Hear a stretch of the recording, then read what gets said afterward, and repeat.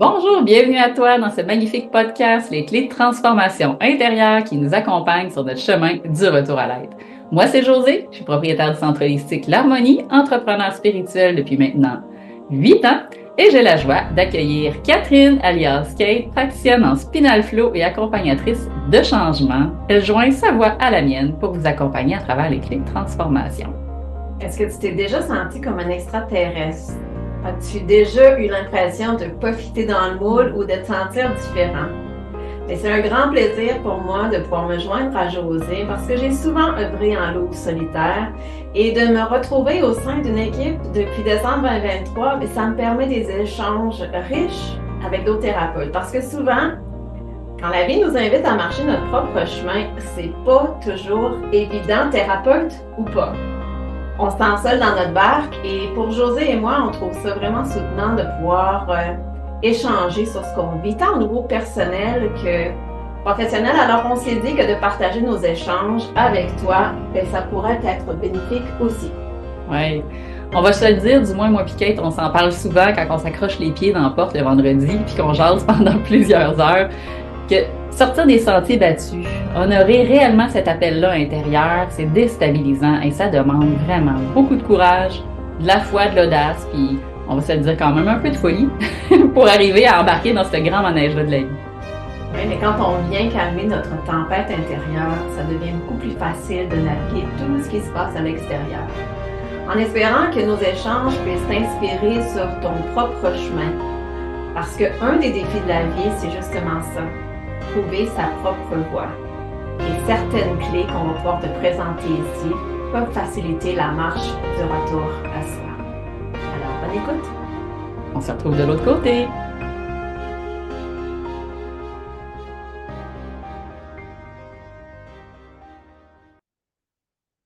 Bonjour à toi, bienvenue pour un nouveau podcast duo avec José. Et Catherine? On est content de vous retrouver aujourd'hui. Un super sujet qu'on avait vraiment envie de vous amener aujourd'hui. La normalité de la différence. Comment célébrer son unicité? On fait comment pour arrêter de se comparer dans un monde de comparaison et de compétition, OK? Ça part de loin, hein, ça? Ça part vraiment loin. Ça Mm, part, pour la plupart d'entre nous, ça part de l'enfance. mm. On n'a-tu pas déjà entendu? Ben moi, je suis enfant unique, là, moi, je ne l'ai pas entendu, celle-là, mais quand on a des frères et sœurs, ça, c'est ton cas. Oui, c'est mon cas. Puis qu'est-ce qu'on ne devrait pas faire? Comme le premier, suivre l'exemple, hein? Tu devrais suivre l'exemple sur ton grand frère ou oh, regarde, ta sœur, elle a fait ça comme ça. Ou... Il y a beaucoup de systèmes de ce type-là comparatif qui part du clan. Oui, qui part du clan, puis après Après ça, ça, du système d'éducation. voilà. Hein? Le système d'éducation, moi, je pense que c'est un système qui est à refaire, là, où est-ce que Oui. on essaie de normaliser tout le monde, Mhm. on essaie de mettre tout le monde sur la même base, mais on n'a pas tous et toutes les mêmes forces dans la vie. Donc, souvent dans notre vie, on s'est senti différent, comme si c'était quelque chose de mal, mais la normalité de la vie, là, c'est qu'on est tous et toutes différents. Il y a une seule empreinte digitale comme la mienne. Mais des fois, j'ose pas être pleinement qui je suis. J'essaie d'être comme quelqu'un d'autre, de faire comme quelqu'un d'autre, d'agir Mhm. comme quelqu'un d'autre. Et ça demande quand même un certain courage Ouais, de revenir à soi et d'oser exprimer pleinement ses couleurs. C'est déstabilisant. absolument. Toi, tu t'es souvent Oui. senti comme dans ta Mhm. famille, est-ce qu'il fallait que tu fasses comme quelqu'un d'autre? Comment c'était, toi, avec ton frère et ta soeur? Je dirais Comment tu t'es que sentie? c'était pas tant au niveau de l'éducation que je sentais que ça devait être comme ça, mais parce que moi, j'étais la dernière, donc la troisième. Il y avait cette idée-là de ben, tu suives le chemin de l'autre. Si la voie est déjà ouverte, hein, tu ne veux pas nécessairement ouvrir un autre chemin. Tu te dis, je vais suivre le chemin de celui qui est avant moi en s'imaginant que c'est peut-être le meilleur. Donc, je ne veux pas imaginer le premier de famille qui, lui, il faut qu'il défriche la traîne pour les autres qui arrivent, il doit vivre d'autres choses. Mais selon moi, chaque personne dans la fratrie, selon son rôle, selon son rang, va avoir un défi peut-être différent. Et moi, je Hmm. l'ai vécu vraiment sous forme du syndrome de la petite fille parfaite avec le perfectionniste. Donc, avec une tendance un peu performante, qui voulait vraiment bien faire, qui voulait plaire beaucoup, puis qui voulait surtout pas déranger. Donc, moi, je suis arrivée un peu dans ce monde avec ses croyances et ses ressentis, parce que ça parle de mon histoire. Ma famille, elle est comme elle est. Donc, moi, à partir de ce que j'ai perçu, ressenti d'eux, je me suis forgé mon propre système intérieur, hein, mes propres mécanismes de défense. Donc, j'ai eu à explorer souvent ce thème-là. Donc, comment je peux arrêter de me comparer, me permettre de m'honorer, de m'apprécier, de m'aimer tel que je suis. C'est fou parce que moi, j'ai pas de frères et sœurs et je me suis tellement sentie comme toi, là, de devoir être parfaite. Mais moi, j'avais des parents divorcés aussi. Ouais. Donc, moi, j'ai vécu la blessure. Mes parents se sont divorcés quand j'avais 2 ans. Donc, j'ai vécu la blessure de l'abandon et du rejet. Mm. Donc, j'ai donc essayé de vouloir être parfaite, être la sommeuse de bonheur, de la Ouais. lumière, de vouloir l'harmonie, de réconcilier. J'achetais l'amour, moi, tu sais, c'est Ouais. toujours le désir de plaire. Ouais. J'ai souvent senti, j'adore ma mère, là. Ma mère est une femme des plus extraordinaires, mais c'est une femme qui était assez contrôlante puis contrôlante parce qu'elle avait des peurs, elle, qu'elle Voilà. portait et qu'elle me projetait ces peurs-là. Donc, elle voulait que rien m'arrive. Donc, son Beaucoup mécanisme, de... Ouais, c'est son ça. mécanisme de défense pour elle, c'était de contrôler. Puis moi, je suis un Mhm. signe d'air. Fait que moi, j'avais besoin de beaucoup de liberté. Et si je suivais sa voie, Ouais.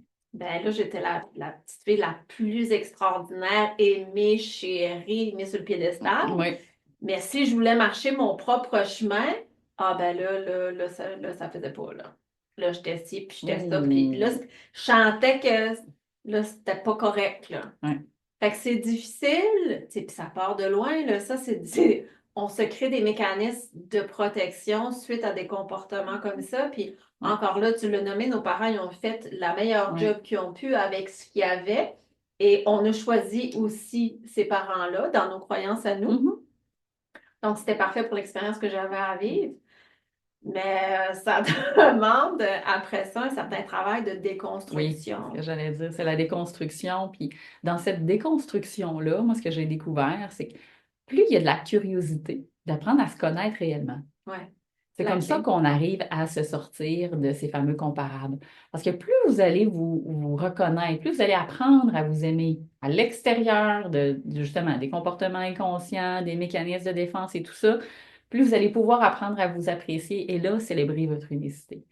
Parce que ça peut être extrêmement souffrant de toujours rester dans ce cadre, dans ce moule-là. Si vous, vous êtes coincé, là, moi j'appelle ça la cage dorée là, intérieurement, là, puis qu'il y a une partie là, de votre âme, de votre phare intérieur là, qui a le goût de chanter, qui a le goût d'être expansif, mais que toute votre vie, vous êtes coincé dans ces structures-là, puis que vous vous retenez, puis que c'est rigide. Moi, j'appelle ça marcher qu'un bâton dans le cul, là. Tu sais, quand tu as l'impression que tu voudrais y aller, mais tu te retiens, là, tu sais, parce que, ah ouais, qu'est-ce qui pourrait être dit, qu'est-ce qui pourrait... Hey, ça devient-tu fatigant? Épuisant. Épuisant. Ben, c'est d'aller un peu contre sa nature. Oui, Mais ça fait partie un peu du défi de l'incarnation, du jeu de la oui, vie, oui. de, d'être dans un moule Mm. à travers la famille, à travers le milieu scolaire, à Ouais. travers, après ça, toutes les barrières Les un autres peu de la systèmes, là. société, tous les autres systèmes, Mm. de vouloir donc se faire fitter dans un moule. Mm. Mais pour se rendre compte qu'au final, on ne fit pas dans ce moule-là. Tu sais, toute Mm. notre vie, on a essayé de nous faire fitter dans un moule carré, mais Christy, nous autres, on est un cercle, là. Ouais. Fait que c'est quand, à un moment donné, encore là, un point de bascule dans Mm. le chemin du retour à l'air, où est-ce qu'on finit, à un moment donné, où est-ce que ça peut convenir pendant un certain temps de Mm. suivre le chemin déjà tracé ou suivre un certain parcours, mais à un moment donné, ça fait plus. Ça crée plus de souffrance que ça crée de la sécurité. Parce que c'est quand même sécurisant Ben oui, pendant un certain temps de marcher les voies qui ont déjà été empruntées, là. ça demande un peu moins d'effort, là, on va se le dire. C'est ça. On est un petit peu plus, bon, on suit, Ouais. mais vient un moment pour plusieurs d'entre nous parce on ressent cet appel, on entend cet appel intérieur-là de c'est pas ça que t'es, Il t'as y a quelque autre chose chose, d'autre qui il y a quelque existe. chose Il y a quelque d'autre. chose d'autre qui existe. Puis ça vient déstabilisant. Mm. Et souvent, il y a une espèce de crise existentielle hein, qui va se La crise de la passer trentaine, dans, la dans quarantaine, la cette... cinquantaine, Puis ou même avant, même l'adolescence. avant, oh oui. Même Même l'adolescence. Tu sais, l'adolescence, l'adolescence, une oui, crise identitaire. il y a une fluctuation des hormones, mais il y a aussi une crise identitaire parce que on essaie de te mouler dans le système scolaire où Oui, est-ce que tout le monde est supposé d'apprendre la même oui. affaire, où est-ce qu'on est tous supposés d'être bons en français, puis en maths, puis en géo. Mais si nous autres, là, on est pourris en maths, là, ben c'est Mm, comme si on était un échec total parce qu'on essaie de comprendre quelque chose, puis nous autres, c'est pas ça. Les autres, on est mm, donc ben bon, en français ou dans les arts. Donc, au mhm, lieu d'élever les élèves oui. dans ce à quoi ils Pourquoi ils sont sont bons? bons, puis de miser là-dessus, Oui. de miser Sur le sur leur potentiel. force, sur le Sur le potentiel et potentiel. de développer ça et de Oui. nourrir ça, ben là, on aplatit comme tout le monde pour essayer d'être sur le même niveau.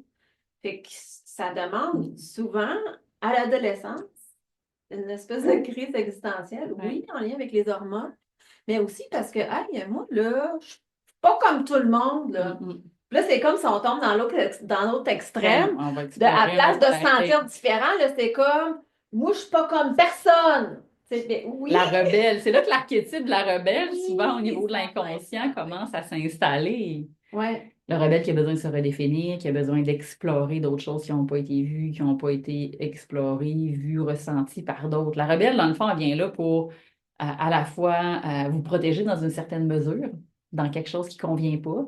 Puis, tu sais, je parle de l'adolescence dans la rébellion, mais je ne vous cacherai pas que quand j'accompagne les petits, puis qui viennent en trouble d'opposition, qui viennent me voir, ils ne sont pas toujours ados, là. Fait que je vous confirme que ouais, la partie de l'opposition qui se manifeste, je trouve, de plus en plus en bas âge, ouais. est aussi une forme de crise intérieure pour dire soit ça ne me convient pas, soit je ne me sens pas respectée, soit il y a une partie de moi qui a le désir d'exister quelque part, mais il ne se sent pas pleinement exprimé. Mm, Fait que quand ça arrive, moi mm, souvent j'accompagne les parents dans le système à se poser la question, tu sais, toi, ton enfant, au-delà du système qui convient ou qui ne convient pas, est-ce qu'à la fois il est hypersensible? Est-ce que ça se peut qu'il y ait une façon de fonctionner différente? Comment tu peux mieux l'accompagner? Ça commence à s'améliorer, le système scolaire, dans certains ouais. aspects, avec, oui, des groupes, avec des profils, avec de l'adaptation. Mais en tout cas, moi, je sens encore qu'il y a certains élèves, certains enfants qui cadrent moins dans ce genre de système-là. À cause, justement, de ce désir-là de rester pleinement ancré puis incarné dans ce que l'âme, dans ma croyance à moi, ce que l'âme est venue accomplir sur son chemin. Ouais. Donc, ça demande, ces périodes-là, énormément d'ajustement, énormément de bienveillance, énormément de compassion, Ouais. de patience aussi, parce qu'on en avait parlé aussi dans un autre podcast, que le changement, il se crée de l'intérieur vers l'extérieur. Mm. Donc, dans ces crises existentielles-là, crise de la quarantaine, trentaine, quarantaine, crise d'adolescence, ben c'est souvent un appel de l'âme Mm. qui dit, moi, là, ce chemin-là, ça ne fit pas, je ne Ouais. suis pas en alignement, je ne suis pas vue, entendue, respectée, je Mm. ne peux pas m'exprimer dans toutes mes couleurs. Tu sais, Mm. des fois, on va nommer que les gens sortent du garde-robe, là, Oui, oui, tu les sais, coming out de ça. osent être Ben oui. pleinement qui ils sont. Mm. Ça demande une période d'adaptation, ça demande une période de transition, de transformation. Souvent, ça va amener un passage à Mm. vide où est-ce que on se comprend plus, Ouais. où est-ce qu'on n'a pas, on n'est plus vraiment où est-ce qu'on était, Mm. qui on était, mais on n'est pas encore pleinement qui on devient. Donc, on est un petit peu dans cette période-là de Mm. l'entre-deux qui est hyper inconfortable. Le creux encore, hein? Le Le creux de la creux, vague. oui. Donc, de là, l'importance de se faire accompagner. Mm. Mais l'importance, je dis l'importance, mais c'est grandement soutenant et c'est facilitant, là, parce que quand on est dedans et qu'on ne se comprend plus, d'avoir quelqu'un qui est là, juste de un, d'avoir quelqu'un qui tient l'espace, là, pour Oui. qu'on puisse essayer de trouver nos propres réponses. Ouais. De Parce te que, parler, de te sentir écouté, que l'autre puisse poser des questions, t'amène dans des axes peut-être d'introspection que t'avais pas imaginé. parce que souvent, quand on a été figé, Oui. dans ce qu'on a été, mais que ça ne fit plus. Moi, des fois, je dis aux gens, c'est comme si, tu sais, là, tu portais ta paire de jeans, là, que tu aimes depuis des années, là, mais là, Ouais, ta paire de jeans, là, est usée au coton. ouais, Il faut que ça t'en prend une autre paire de jeans, là. ouais. Mais quand tu te rajoutes une paire de jeans, là, Je le sais, c'est plate, c'est ah, raide dans du donnant, hein, même avec les qualités extensibles. faut qu'on parte. Il faut qu'on parte. Ah, une nouvelle paire de souliers. Même Tu sais, affaire. tes chou-claques, là, tu sais, T'es un casse. moment donné, la semaine lâche, là, puis que quand tu t'en rajoutes une nouvelle paire, ça te prend une période Mm. d'adaptation. Fait que c'est un peu quand on ose célébrer notre unicité. Mm. Des fois, il faut lâcher ce qu'on a été un peu par automatisme, Mm. sans trop se poser de questions. Et souvent, cette période-là va ramener la grande question existentielle. Qui suis-je? Qui suis-je? La question. Il y a une thérapeute, moi, j'avais entendu dire, elle disait, au lieu de dire qui suis-je, pourquoi ne pas se poser la question quoi suis-je? Quoi suis-je? Ouais, j'aime ça. Ça ouvre encore plus grand de qui suis-je, parce que Mhm. quoi suis-je, ça va toucher beaucoup plus de sphères. Ouais. Parce qu'on en revient souvent à cette fameuse étiquette dans les comparatifs, hein, dans l'identité, quand on se compare. C'est sûr que si j'ai besoin de me mettre une étiquette, même au niveau des diagnostics, je le vois souvent, c'est donc important de mettre une étiquette pour avoir une compréhension ou une explication. Tu sais, je reprends l'exemple parce qu'on était dans l'enfance dans ce thème-là, mais tu sais, dans la fameuse Mm. étiquette du TDA, tu sais. Ah, mon enfant, là, tu sais, je vais tout fait les examens là, pour comprendre pourquoi il vit ça dans la différence. Parce que peut-être que mes autres enfants, au niveau académique, scolaire, ça va bien. Mais avec celui-là, au niveau du comportement, c'est difficile. Fait qu'on dirait que quand tous les examens sont faits, puis là, il y a une étiquette, on fait comme Ah, c'était ça. Ouais. Mais non, on Pour vient normaliser pour l'apparence. normaliser encore la différence. Donc, puis qu'il y ait le choix ou pas. Puis là, je ne suis pas en train de parler de médicamentation ici, mais juste du principe de l'étiquette. Ouais. Pourquoi est-ce qu'on a besoin, humain, d'aller se réconforter dans une étiquette? Même affaire au niveau médical. Combien de personnes sont dans des recherches au niveau médical, ils font des examens, ils font des tests, puis ils cherchent, puis la personne est malade, puis ils ne trouvent pas ce qu'elle a, puis elle a des symptômes, puis ils ne trouvent pas. Puis des fois, tout a été fait, puis ils n'ont rien trouvé.